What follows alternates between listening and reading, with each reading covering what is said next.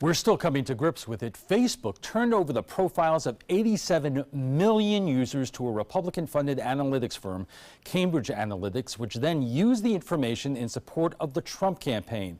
As we saw this week in Congress, it is now considering regulating Facebook. But we asked Adam Cellini whether these tools could be used in political campaigns right here on the Suncoast.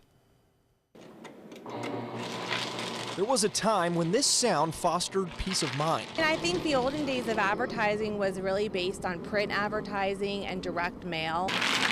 When data was requested, written, and transferred on paper, destroying it brought a sense of comfort. The internet was not intended to be a weapon against people's privacy. Certain information has always been public for political campaigns to target: addresses, voting records, income information. But a New York Times report revealed that the political data firm Cambridge Analytica took it farther than anyone else in 2015, gaining access to the private information of roughly 50 million Facebook users with the consent of only about 270,000. What they didn't realize was that the application that was installed also looked to the friends data of their friends on Facebook, which is how they ended up with the 50 million. That number has since risen to roughly 87 million. Among the information, details about user identities and likes. The firm's executives claim it can be used to form psychological profiles for more effective political advertising. And I think it is an enormous invasion of privacy, but people need to realize that whenever you are out on the internet,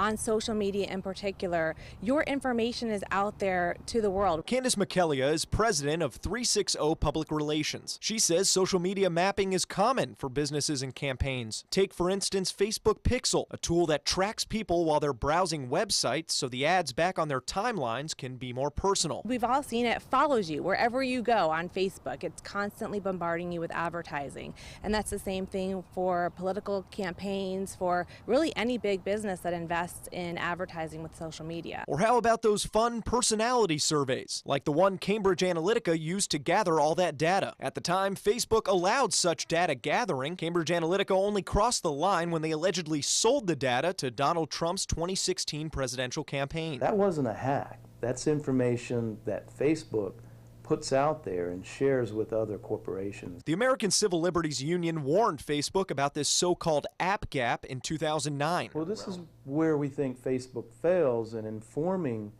their users of how much this information is out there and how people can access it and use it. As State College of Florida cybersecurity professor Bill Culver points out, the warnings are often out there in the terms and conditions. You know, the Facebook one is, I don't know, 9 or 10 pages. Google's is, 15 pages.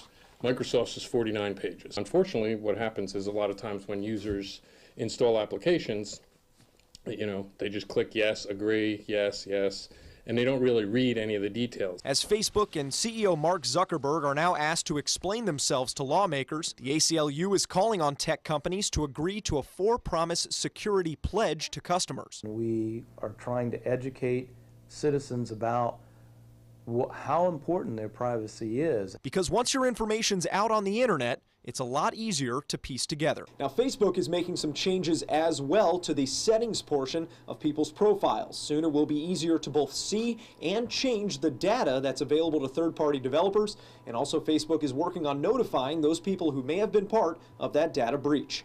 In the newsroom, Adam Cellini, ABC 7, your Suncoast News.